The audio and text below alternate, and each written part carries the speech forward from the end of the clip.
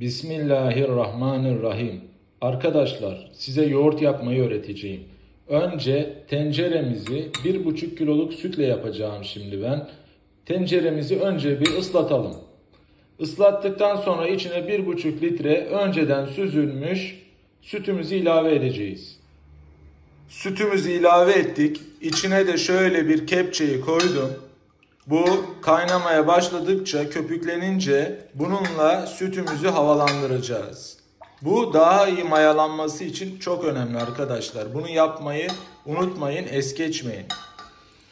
Yaklaşık 9 dakika kaynatacağız. Orta ısıda açın ocağın altını, orta ısıda.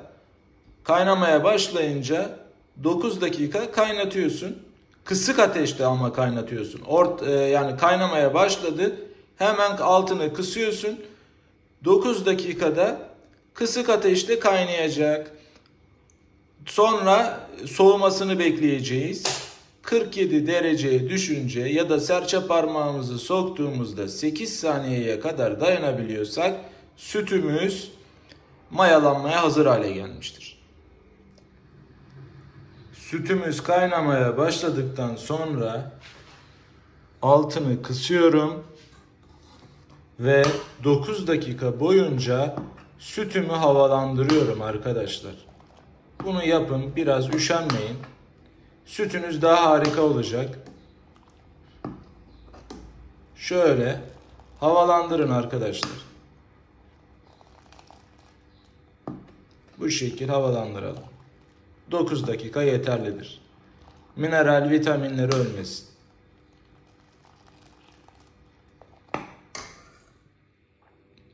Arkadaşlar 9 dakikadır kısık ateşte kaynadığı için altını kısıyorum. 47 dereceye düşmesini bekliyorum ya da serçe parmağımı soktuğumda 8 saniyeye kadar dayanabildiyse gelmiştir mayalanma kıvamına.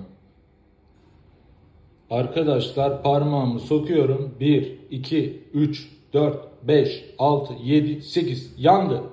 Ve parmağımı çıkardım. Şimdi şöyle yapıyorum. Buradan bir miktar sütümü alıyorum.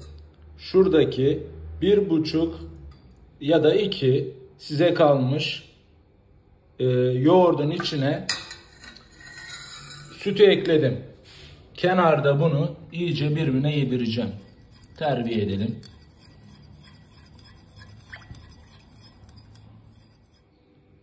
Mayamızı dökelim arkadaşlar.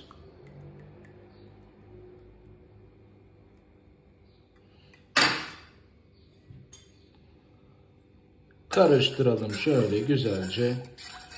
Homojenize olsun.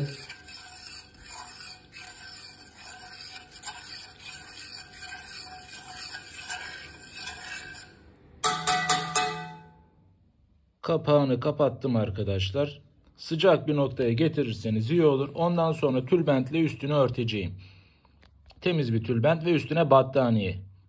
4 saat dinlendireceğiz. Ondan sonra buzdolabına koyacağız ve en az bir gün buzdolabında kalsın. Ondan sonra muhteşem olacağına inanıyorum. Şöyle tülbentimizi de örttük üstüne. Şöyle battaniyemizi de sardık üstüne. Etrafını, üstünü güzelce örttük. İçine tülbenti de serdik zaten üst kapağında gördünüz. Şöyle 4 saat dinlendirelim arkadaşlar. Ondan sonra tenceremizi içinden alıyoruz ve buzdolaba koyuyoruz. Evet arkadaşlar. Dün mayaladığım yoğurdu bugün bozacağım. Bakalım nasıl olmuş. Bismillahirrahmanirrahim. Arkadaşlar mükemmel olmuş ya. Mükemmel ya. Bakar mısınız? Harika.